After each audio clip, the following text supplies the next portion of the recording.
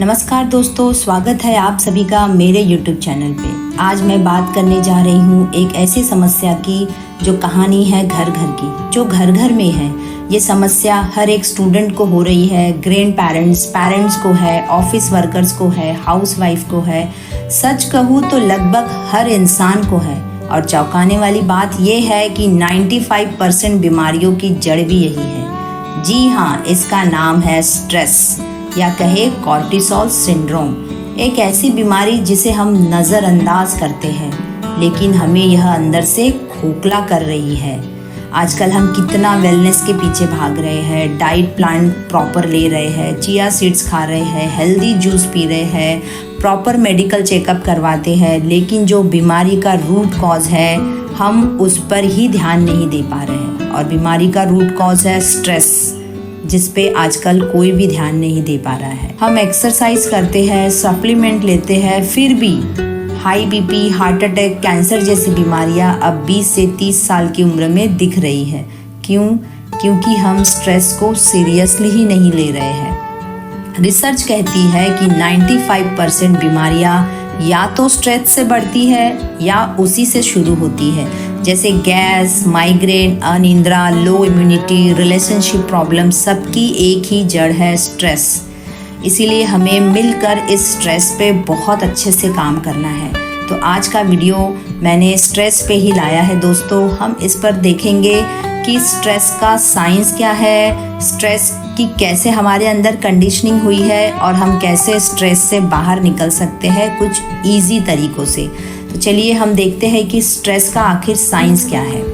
भगवान ने हमें डर, स्ट्रेस इसीलिए दिया था ताकि हम सरवाइव कर सके, हमें सरवाइव करने के लिए दिया था। जैसे एग्जाम्पल, जैसे जंगल में खरगोश को शेर दिखे तो उसका सिंपैथिक नर्वस सिस्टम चालू हो जाता है, दिल की धड़कन तेज होने लगती है, मसल्स में ब्लड आ जाता है। क्यों? ताकि वो तेजी से भाग सके। इसे हम फाइट या फ्लाइट रिस्पॉन्स कहते हैं। ये फ्लाइट या फाइट रिस्पॉन्स जिंदगी बचाता है। लेकिन दोस्तों, समस्या तब शुरू होती है जब ये लंबे समय तक चालू ही रहता है, कि तब ब्लड, एनर्जी, न्यूट्रिएंट हमारे वाइटल ऑर्गन तक पहुंचते ही नहीं। हमारे ऑर्गन धीरे धीरे बीमार होने लगते हैं, क्योंकि हमारी बचपन की प्रोग्रामिंग ऐसी है कि जहां हमें नहीं डरना चाहिए तब भी हम डर के विचार अपने अंदर ला लेते हैं और हमारा कॉर्टिसोल बनने लगता है और अननेसेसरी बॉडी में वो मोड ऑन हो जाता है जिसकी ज़रूरत ही नहीं है। और बॉडी उस तरीके से रिस्पॉन्स करती है, क्योंकि बॉडी को तो समझ में नहीं आता कि वो प्रॉब्लम है या नहीं,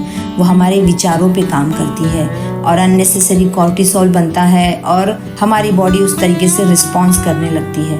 तो चलो देखते हैं दोस्तों कि बचपन में ऐसी क्या कंडीशनिंग होती है। स्ट्रेस का सबसे गहरा कारण है हमारा बचपन।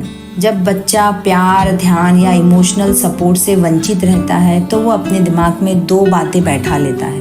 पहली, मैं अच्छा नहीं हूँ। दूसरी, मैं इस दुनिया में अकेला हूँ। ये बचपन के बिलीव्स बड़े होकर हर स्थिति में डर, टेंशन, हेल्पलेसनेस में बदल जाते हैं और छोटी सी बात भी हमें बड़ा खतरा लगती है। एग्जाम का हो, मीटिंग का हो या किसी का मिस कॉल आया हो, हमारा दिमाग तुरंत नेगेटिव सोचने लगता है। और जब दिमाग नेगेटिव सोचने लगता है तो दिमाग कॉर्टिसोल बनाने लगता है और बॉडी फ्लाइट या फाइट रिस्पॉन्स में आ जाती है। अननेसेसरी कॉर्टिसोल बनता है, सारा ब्लड सर्कुलेशन हमारे हाथ पैरों की मांसपेशियों में जाता है और उस समय पे वो ब्लड सर्कुलेशन जो हमारे हेल्दी ऑर्गन को मिलना चाहिए थे, जो न्यूट्रिएंट है, ब्लड एनर्जी है, जो हमारे ऑर्गन को मिलना चाहिए थे, वो नहीं मिलते। और अगर ये बार बार हो रहा है तो हमारे ऑर्गन बीमार होने लगते हैं और हम किसी बड़ी बीमारी का शिकार हो सकते। इसीलिए इसे समझना बहुत ज़रूरी है कि ऐसी कौन सी हमारी बचपन की प्रोग्रामिंग है जो हमारा डर का कारण है। उसको समझकर हमें उस पर काम करना बहुत ज़रूरी है। तो हम देखते हैं कि स्ट्रेस से बाहर निकलने के क्या रास्ते हैं। दोस्तों, ये आसान तो नहीं है लेकिन नामुमकिन भी नहीं है। पहला स्टेप है अपने अंदर के उस हिस्से से कनेक्ट करें। उस हिस्से से कनेक्ट करें मीन्स वो हिस्सा जो डरता है, जो अकेला महसूस होता है। हम थोड़ा सा सोचे, मनन करें कि ऐसा कौन सी घटना है जो मुझे बार बार डराती है, जिसके याद आते ही मैं खुश भी रहूं तो अचानक से डरने लगता हूँ। उस घटना को याद करके हम उस भाव को विलीन करने की कोशिश करें। इसके लिए हम मेडिटेशन थेरेपी या रिलैक्सेशन भी यूज कर सकते हैं। रिलैक्सेशन के जरिए उस हमारे बचपन के बच्चे को समझे, उसे प्यार दे, उसे बताए कि ये बचपन की बात है, अब तुम बड़े हो चुके हो, अब सब सुरक्षित है। हमें उसे एहसास दिलाना है और ये एक बार में नहीं होगा दोस्तों, ये आपको बार बार करना होगा। जब आप बार बार मेडिटेशन में बैठोगे, बार बार रिलैक्सेशन थेरेपी लोगे, बार बार उस इमोशन को ऊपर लाओगे और उस इमोशन में उस छोटे बच्चे को जो डरा हुआ है आप उसे बताओगे, तो वो धीरे धीरे पॉजिटिविटी में आने लगेगा। दूसरा स्टेप है वेगस नर्व एक्टिवेशन। ये स्ट्रेस का ऑफ स्विच है। जब आपकी वेगस नर्व एक्टिवेट होती है तो आपका स्ट्रेस कम हो जाता है। जब हम प्राणायाम, भ्रामरी, डीप ब्रीदिंग, योगा, एक्सरसाइज जब हम करते हैं तो हमारा पैरासिम्पैथिक नर्व एक्टिव होता है, और जब हमारा पैरासिम्पैथिक नर्व होता है तो बॉडी एक रिलैक्सेशन मोड में जाती है, जिससे जो स्ट्रेस है उसका स्विच ऑफ हो जाता है और हमारी वेगस नर्व एक्टिवेट हो जाती है और हमारा स्ट्रेस ऑटोमेटिकली कम होने लगता है। तीसरा स्टेप है डुअलिटी को स्वीकार करना।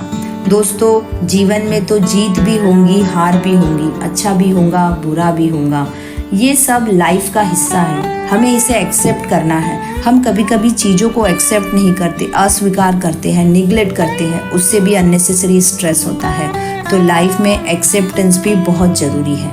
याद रखें, आपके साथ कुछ गलत नहीं है, आपके अंदर वो ताकत है जो किसी भी परिस्थिति में बेस्ट रिस्पॉन्स दे सकती है। स्ट्रेस को समझकर, तोड़कर और सही तरीके से मैनेज करें। आप अपनी एनर्जी, हेल्थ और खुशियों को वापस पा सकते हैं। दोस्तों, अगर ये सारी बातें आपके दिल को छू गई हो तो एक छोटा सा कमेंट करके ज़रूर मुझे बताइए, ताकि मैं आपके लिए ऐसे ही वीडियो ला पाऊँ।